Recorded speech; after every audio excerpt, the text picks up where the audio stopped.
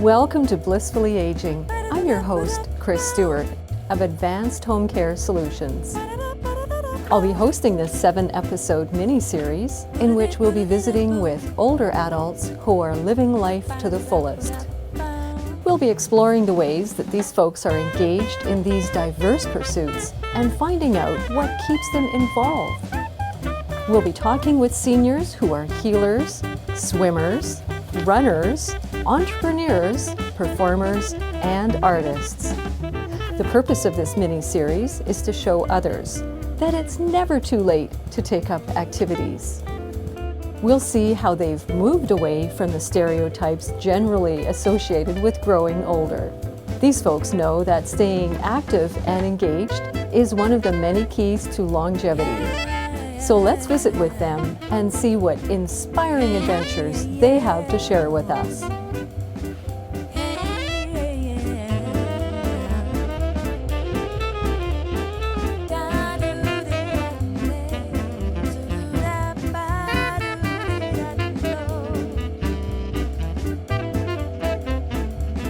Welcome to Blissfully Aging's Happiness and Aging episode.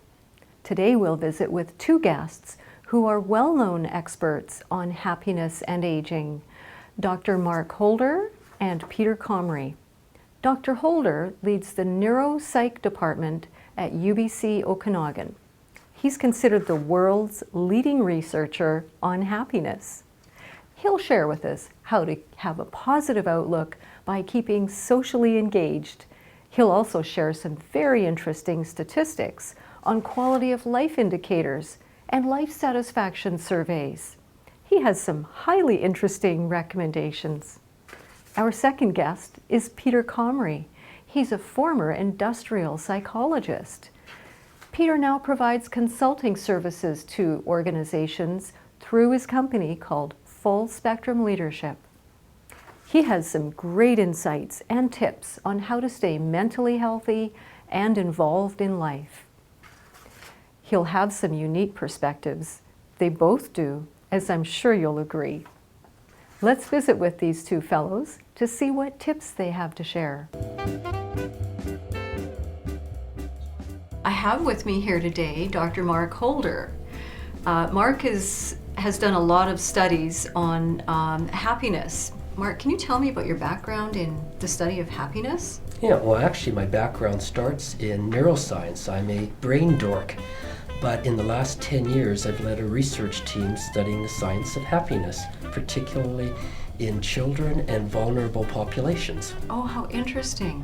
So how can you apply your knowledge of happiness with older adults and how they age? Well, one of the things people will ask me is, what's the secret of happiness? What can I do to become happy? And I wish it was otherwise, but there's really no one-size-fits-all. There's some themes that seem to work for all of us, including the elderly, that seem to work, but what makes you happy is probably different than what makes me happy. Oh, interesting. And what makes you happy now is probably different than what made you happy 10, 20 years ago, and 10 or 20 years in your future as well. So what can you advise us that would normally make an older adult happy at that stage of their life? Well, what's true for most people, including the elderly, is there's probably 4 things you can do to enhance your happiness. One thing is get involved in nature. And living in Kelowna, British Columbia, we're ideally suited for that, you bet. So for me it's mountain biking and hiking. Cross-country skiing, those are ideal. So anything you can do to get outside, that's terrific. Okay. Second thing you want to do is physical exercise. I play tennis, I downhill ski. Physical exercise seems to be important. Spirituality is strongly linked to happiness. And I don't mean religiosity. We separate those, and statistically those are quite separate. Okay. So religiosity doesn't have a strong contribution to happiness. Oh. But spirituality really does. So, and a component of spirituality is the awe and appreciation of beauty in nature. So nature creeps in again. And the final thing I would say is that other people matter. in that social relationships are critical to happiness. Rather than just correlated, it's almost impossible to find somebody happy without close personal relationships. Of course, that makes a lot of sense. So what would you say to older adults that don't have a connection with nature or don't have a close social network? What kind of advice would you have for them? I'd say one of the things you want to do is nurture that. Nurture your personal relationships. And one of the ways you can do that is through volunteering. Oh, what a great idea. So by helping others, we typically in volunteer situations, we become engaged with others, and it creates social awareness, it creates social connections, and that's a good way to start. And volunteering enhances people's happiness. That's interesting, because I know there's a great organization here in the Central Okanagan called Kelowna Community Resources. They're basically a clearinghouse for organizations that need volunteers. So I'm thinking that would be a great place for an older adult or anyone of any age to start to look for opportunities to volunteer. Yeah, I mean, one way to be happy is to make sure your life has personal meaning. And one of the advantages of being involved in volunteering is that we have this opportunity to help others. It gives us personal meaning. It gives us a reason to wake up in the morning. Plus it has the social connections, and plus it has other advantages, like you typically get social praise from doing it because you're doing the right thing. Right. It also emphasizes that you're competent. After all, you're the one doing the helping, and that helps with our happiness. And I think another component in that in terms of overall well-being is when you volunteer, it gives you certain personal goals, and which are important to happiness. But the best goals you could have for happiness are goals that involve other people. So it's not so much selfish goals as community-oriented goals that are going to help the elderly with their happiness. Okay. And what about a couple of these other things you touched on? Spirituality was one of them. If someone wasn't particularly spiritual, how would you advise a person or an older adult to get involved in that? Where do they start with that? Well, I think you start with understanding what spirituality is. Okay. We think of spirituality and how we define it in our research is that it has 4 components to it. The first component with spirituality is that it has personal meaning, which we touched on before. So a reason to get up in the morning. Second component is your relationship with others. It's love of others. It's being connected somehow. A third is a belief in something greater than just what we see and touch, a sense of transcendence. Maybe it's a higher power, maybe it's God, depending on the individual. And finally, a piece of spirituality is a awe and appreciation of beauty in nature. And that fools people sometimes, but if you talk to people, First Nations people, for them it's obvious that awe and appreciation of beauty in nature, of course it's a component of spirituality. So when you look at the individual components, I think then it becomes clear what you can do. Personal relationships, again, work on personal relationships. Community, have community goals. Volunteer, help others, do acts of kindness, express gratitude.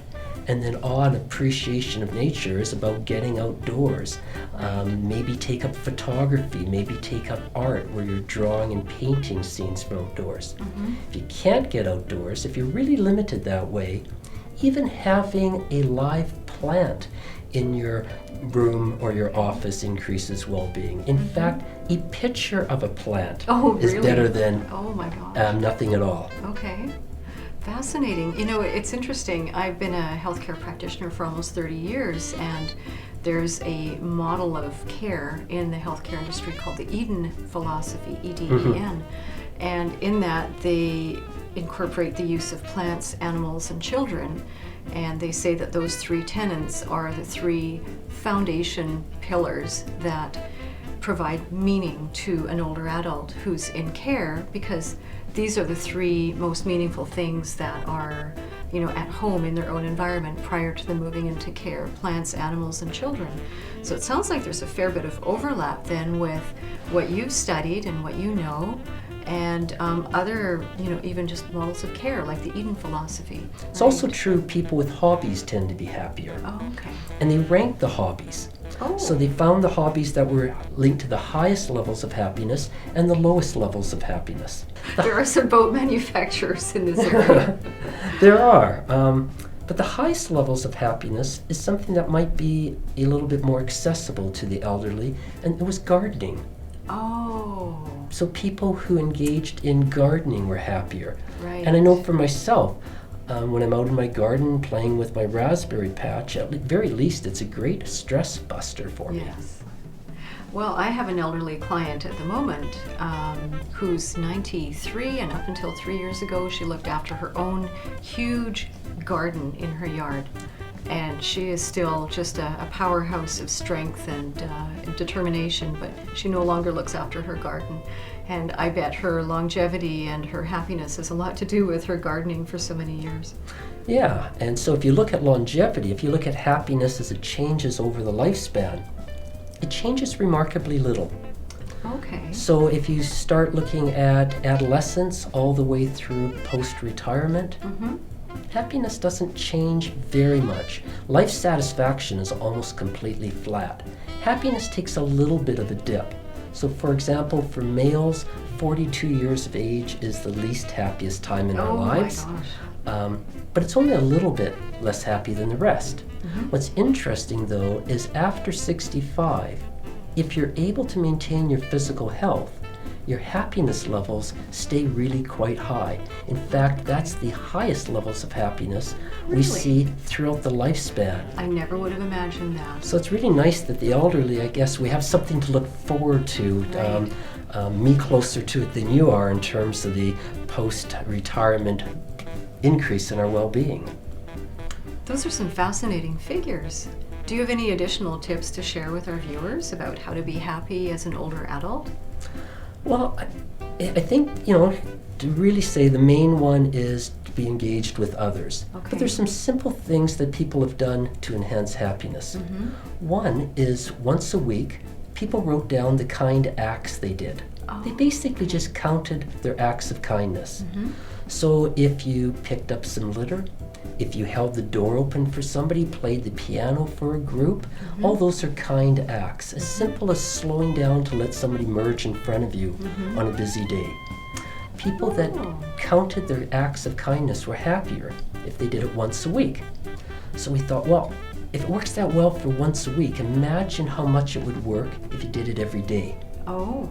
And they tried it every day, and it made people miserable. Oh, because there was too much accounting for their time, I guess. It became a burden, Right. basically. It became, this onerous task. So you have to be careful of the frequency. Another one is gratitude. Being thankful enhances happiness. So people did things as simple as create a happiness journal. Oh. You might put in it show tickets for a play you went to that you really enjoyed. Okay. You might put in it photos of your pet, or photos of a pathway that you like to go for a walk along. And with this scrapbook of things you're grateful for, by reflecting on it, it seems to enhance happiness. So scrapbooking really does have a solid place in people's lives. Well, I don't know if scrapbooking in general does, but certainly gratitude Okay. scrapbooking, and even just listing the things you're grateful for once a Okay. week. But you have to mix it up and mix up the categories. So you wouldn't want to every day, or once a week, say the same thing or say from the same category. Okay. One time maybe say something about your friends you're grateful for, another time about your family, another time about your community, another time something about you physically or non-physically you're grateful for, like how you handle situations and treat your friends. By picking different dimensions of our lives, we can increase our happiness by focusing on what we're grateful about. Isn't that interesting? Those are some really great ideas for older adults and everyone to increase their level of life satisfaction and happiness. Yeah, and both of those go together. Life satisfaction and happiness. Right. These are tools, and some of them are free things you can do to enhance your well-being in a long-term, enduring way. Wow, that is really fascinating.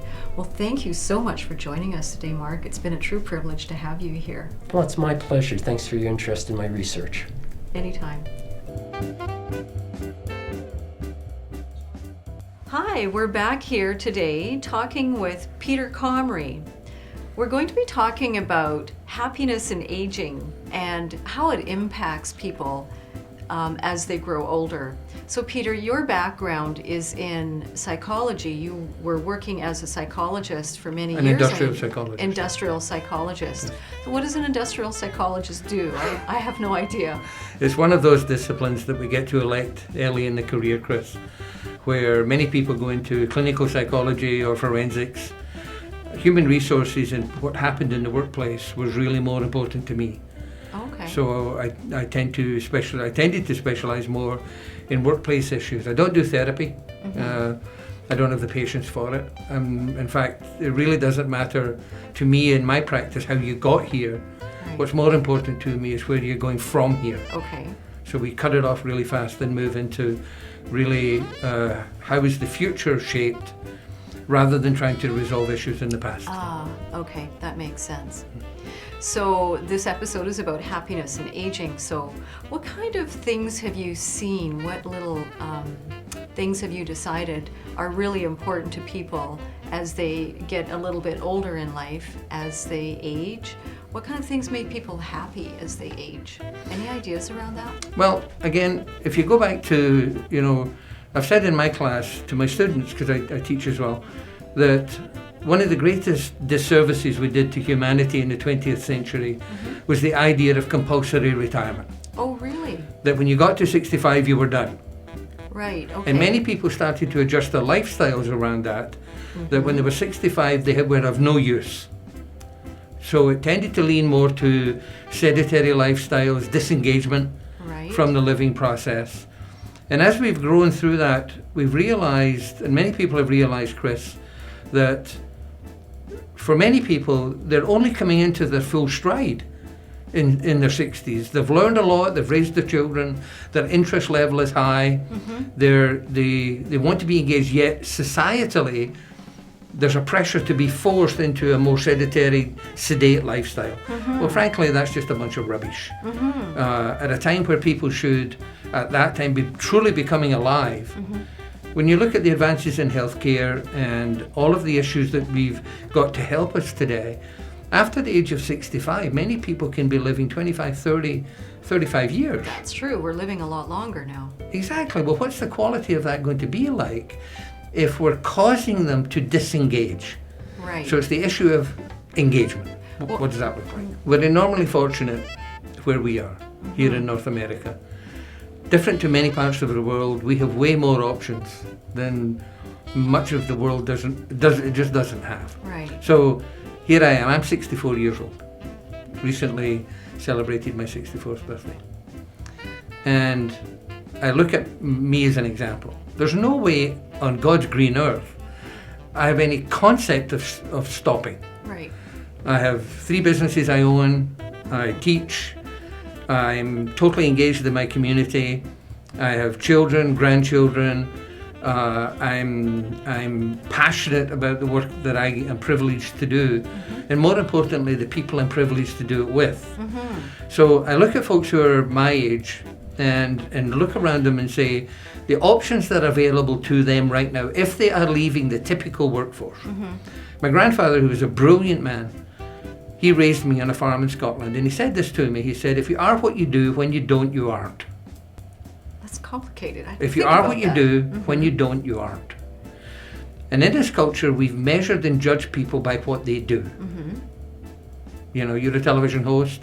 Right. If people say, Chris Stewart, I'm a television host, they immediately make a judgment. But that's just what you do. It's not, in fact, who you are. And many people have been misidentified with the profession that they were in. So here we are approaching the mid-60s and beyond, and you look at the options that are available to people. Never mind just the community activism, because we have to live in a community. Right. If we're not actively engaged in the community that we live in, we become victims of it. Oh, interesting. Because whatever goes on, we are subject to. Right. We have no voice. But we look at the advent of networking. You know, some of the most sophisticated networks I know are completely filled with people past 65.